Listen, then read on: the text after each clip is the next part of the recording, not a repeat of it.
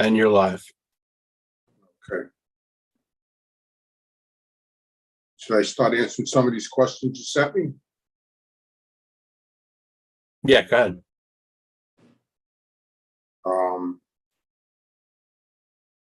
It says here about stealing cars with Nicky Carrazza. It says, how about if we ever handled heavy equipment? No, I never did, but there was definitely people that were doing that, stealing heavy equipment. And a lot of stuff, believe it or not, a lot of stuff like that was going overseas.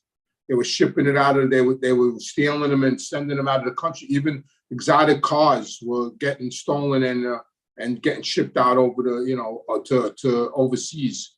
I never was into that. Everything I did was local. All the car stuff I did was local. What else do we got here? Someone asked me about Frank Costello, if he ever saw a psychiatrist. I mean, that's a rumor that's been around for decades, but I don't know for sure if he ever did. I doubt it. I never was into that. Everything I did was local. Why am I hearing my own voice?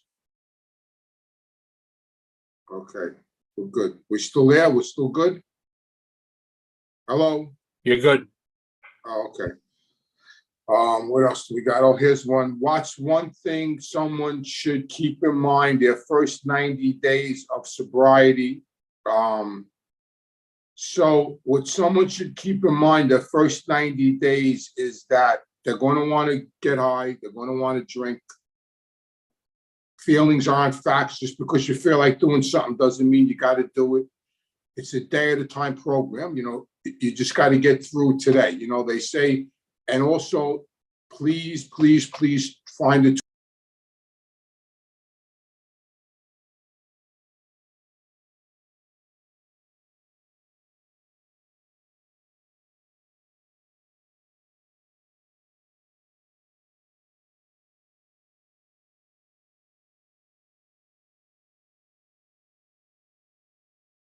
Anthony, you're muted. Unmute yourself.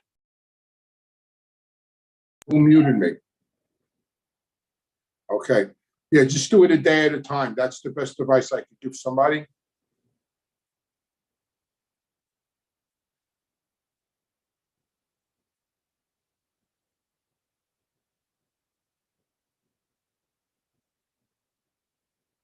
I had a poll here about shows. The '1 show, and Sammy came in with 38%. And OC Shorts came in, Mikey Scars came in, Jeff Ledoux came in. For some reason, I don't know, Mikey Francis ain't on here. He would probably be first or second, I'm assuming. But Sammy's first, so that's okay. That's a good thing.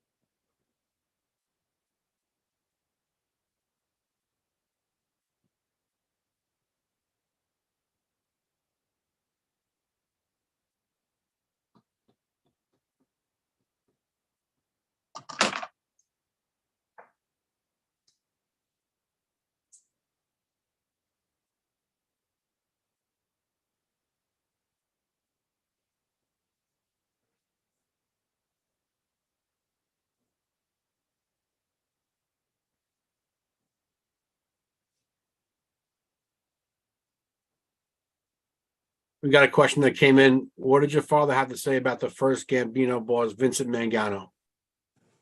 I don't think my father knew him. He never really said much about him because when my father was brought around, Albert Anastasia was the boss. All he said was that Albert got rid of him. That's all he said. I don't think he ever met him. I don't think he knew him. I think he was in jail when he was the boss. He was in the army, and then he was in jail in the army because he went AWOL. And then when he got out of jail, when he got out of the army jail, he was only home for 6 months. And then he went back to jail. Then he was in Sing Sing for a couple of years. And when he came home, Albert was already the boss. So I don't think he really had any kind of relationship with him, with Mangano.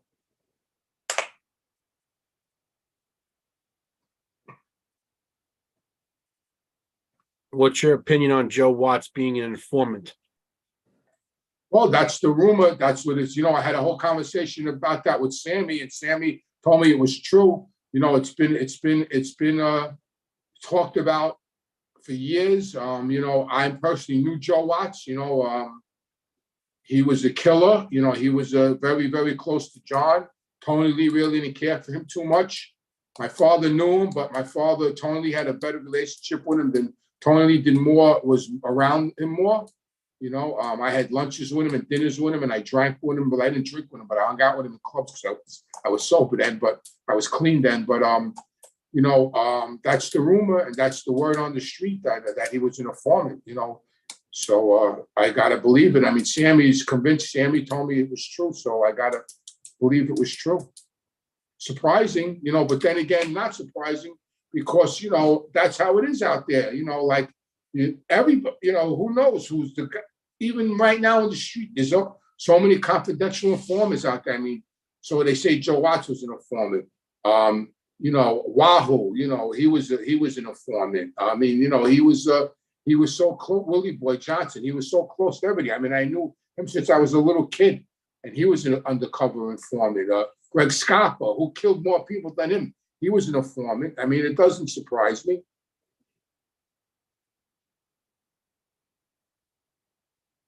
Jerome Stabile is asking, how crazy was my uncle? I was nervous around him. Jerome, how are you, Jerome? How's everything? How's the family? Say hello to your sister for me. His uncle Anthony was nuts, was a dangerous psychopathic killer. I don't hate to say that, but that's the truth. Very dangerous guy. Shot my friend Bobby in the Polish bar. Tried to shoot Mike DeVito in the head. Shot my friend Bobby. My father didn't like him. My father really wanted to kill him. My father even had sit downs over, him shooting my friend Bobby in the bar. We had to just take an apology because he was straightened out. He was very close with Paulie Vario. He was in that crew with Ray Argentina, Tommy DeSimone, and they were dangerous. They were dangerous. Not only were they doing hits for the mob, and they were dangerous. They would catch a delusion on you and kill you. He was a dangerous guy, and he was crazy. He was crazy, but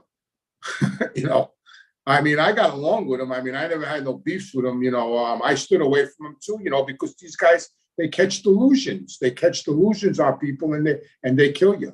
But you had a right to be afraid of him, Jerome. He was dangerous.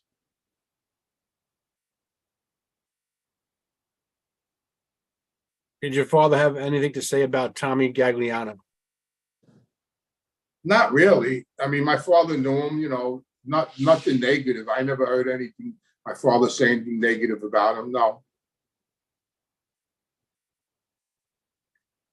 And then Joey Frakes made a donation. Huge fan of the show, Anthony. He looks forward to it every morning. Thank you very much for the donation. I appreciate it. And thank you very much. Good luck.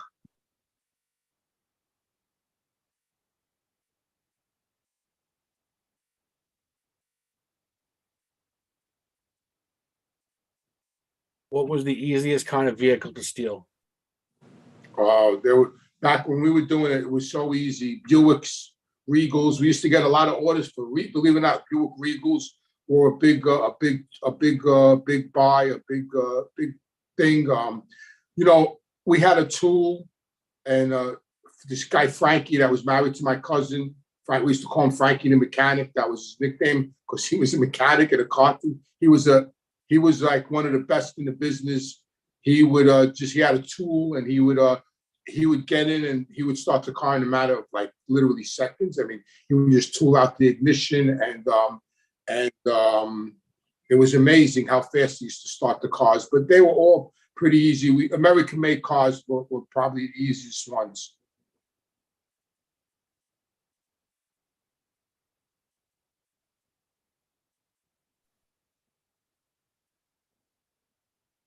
Irini's asking, did you ever meet Lefty Ruggiero?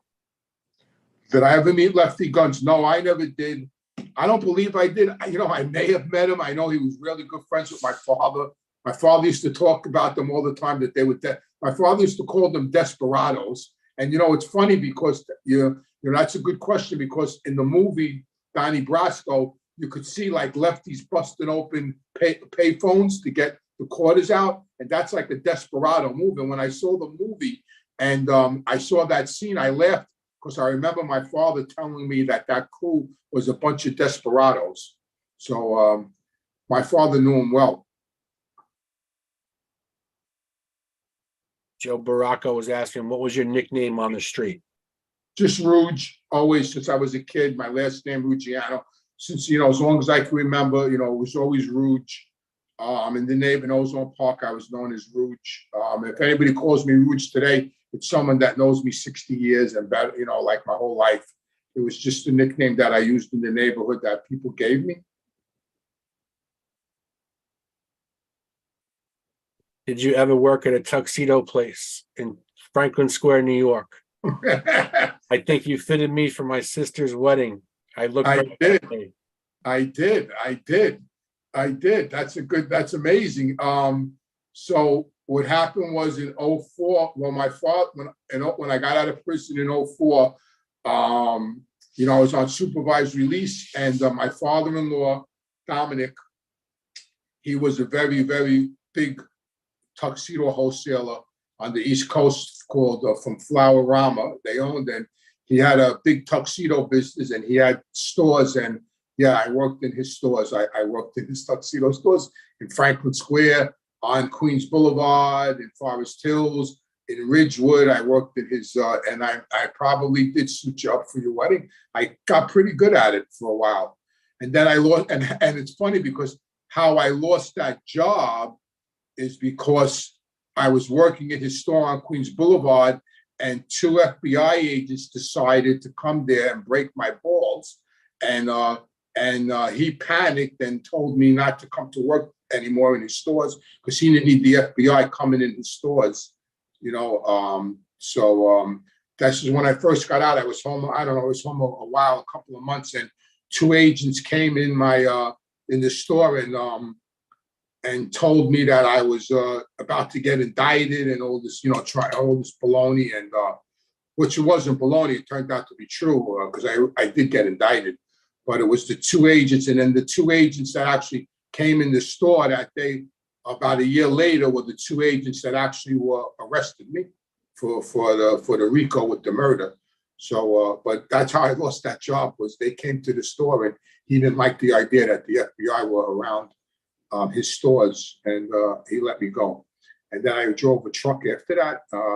I went to work for this company called Island Acoustics, and it's funny because that tuxedo job was the first legitimate job I ever had in my entire life. And I was in my 50s, 53 when I started that job. And after that, I drove this truck every day into Manhattan, and I loved it. I fell in love with this job, this truck driver job. It was I would just deliver like gang boxes, which is a box of a startup box for construction sites. It's called a gang box, and it's a big metal box, and it has all tools and supplies and everything they need in this box. And I would deliver them to the jobs. And I got the job because some kid I sponsored, because I was a member of a 12-step fellowship, and I was sponsoring people, called me up one day after I lost the tuxedo job and asked me if I knew my way around Manhattan. And I said, of course I know my way around Manhattan. I was in Manhattan every day. He goes, you know how to drive a truck? And I said, yeah, of course. I never drove a truck in my life. I said, yeah, I know how to drive a truck. And he goes, well, listen, come to my place and my wife's place, and they need a truck driver, and come talk to the owner. So I went to the place because I lived out in Colmac, and I went there and I met with the owner, and I sat down with the owner, and he says to me, you know how to drive a truck? And I said, yeah, I never drove a truck in my life. I said, of course I do. He goes, you know your way around Manhattan? I said, yeah. He goes, listen, my truck driver quit. He can't take driving in Manhattan. He goes, if I give you this job, are you going to call me 9 times a day that you're lost or you can't or whatever? I said, no. He goes, okay, be here tomorrow morning at 5 o'clock in the morning. The truck will be loaded. The invoices will be on the front seat. The keys will be under the mat. The truck delivered stops from the front, from the front to the back. The front, the first stop. The back, the last stop. The invoices will all be lined up. Which stop is first, second, third, with the addresses. I said, okay. I went there the next morning, 5 o'clock in the morning. I got in the truck. I made the sign of the cross. I started up the truck, and off I went into Manhattan. And I loved it. And every day I was driving this truck in Manhattan, and I said to myself, what a stupid bastard I was that I didn't do this 30 years ago when my friends all got jobs. All my legitimate friends, they all got jobs in the airport as truck drivers at Kennedy Airport. And they all became Teamsters and they all were retired and had houses and boats and cars. And I am, just did 8 years in prison, had nothing. My father was dead, and I finally found the job that I enjoyed.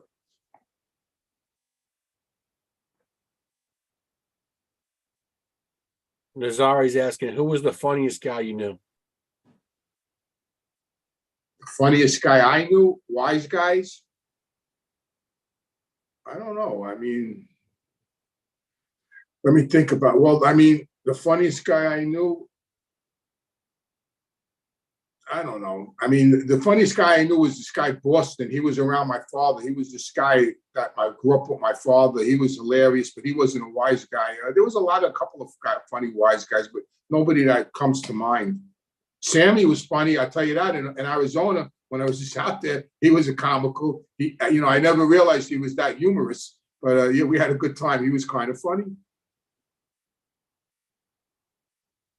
Do Bronx, Queens, and Brooklyn guys act different? Good question. Yeah, they do. They do. Believe it or not, they do.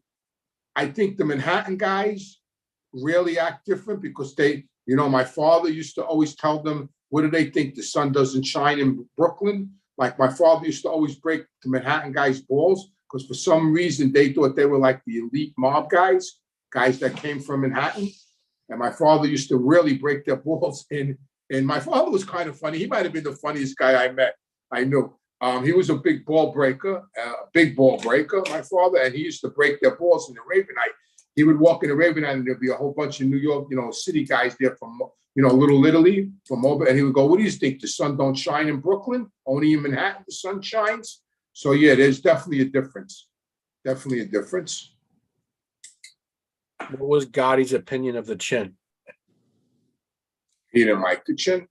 The Genovese guys and the Gambino guys, there was a dislike there. There was a dislike there from before John was the boss.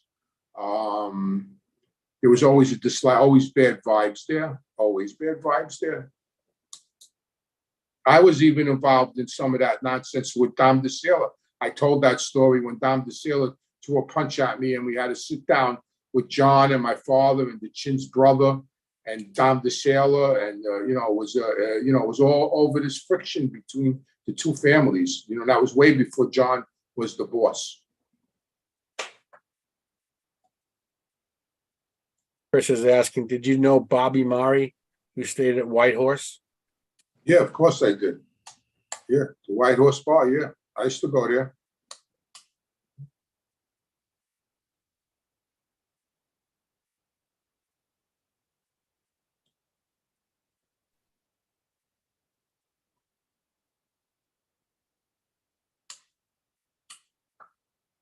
Jerome is saying him and Vinny F were in the back of the park when Tommy got killed. Did you know he's going to get killed? No, we didn't know Tommy was going to get killed. That was a Jap job. We had no clue Tommy was going to get killed.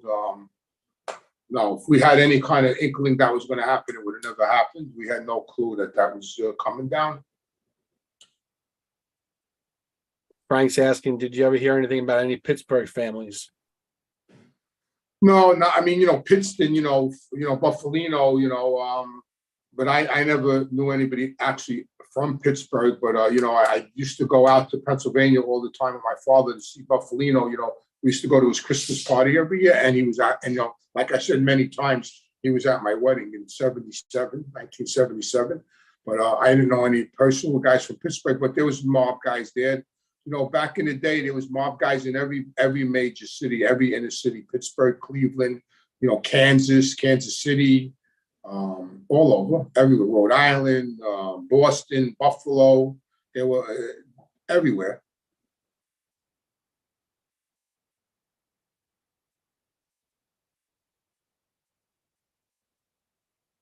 Are you familiar with Gafkin's Bar? Gafkin's Bar, yeah, what about it? Just somebody's asking, their dad used to hang out in it. Yeah, my father hung out there, definitely. Yep, many, many nights, yeah. Yeah, my father definitely hung out there. I hung out there with him. Mike I- Weinstein's asking, did you just do a talk about the Carneglia brothers? Yes, I just did a talk about them. Yep, it's on my YouTube. Subscribe and check it out. How did your dad learn to cook? From your grandma? Yeah, my grandmother was a great cook. My grandmother was a really, really good cook, and my father definitely picked it up from his mother. Yeah, my father was an excellent cook. Tony Lee also was an excellent cook, and they used to argue all the time who was a better cook. But yeah, definitely from my grandmother, his mother, she was a great cook.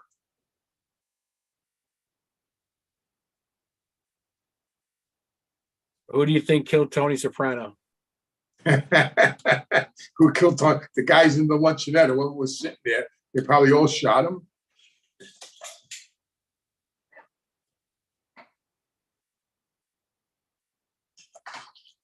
How quickly did the family find out John was behind the Castellano hit? How fast? What? Did the family find out that John was behind the Castellano hit? Probably an hour after it happened. Probably as soon as they found out, instantly. Who else was going to be behind it? I mean, I knew as soon as I saw it come on the TV, I jumped up and called Tony Lee, and I knew.